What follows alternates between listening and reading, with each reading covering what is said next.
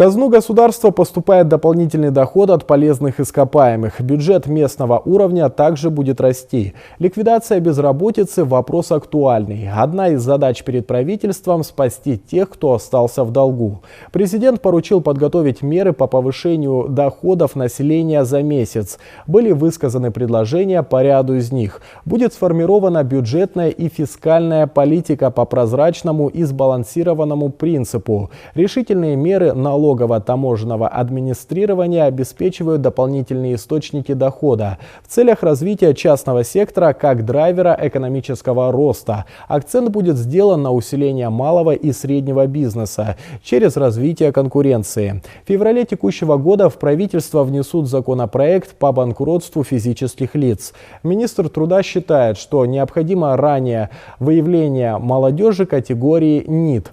Это представители поколения с крайне низкой политической и гражданской активностью, не желающие учиться, трудиться, искать. Теперь приоритет отдается поиску и в первую очередь привлечению к работе неохотной молодежи через информационную систему.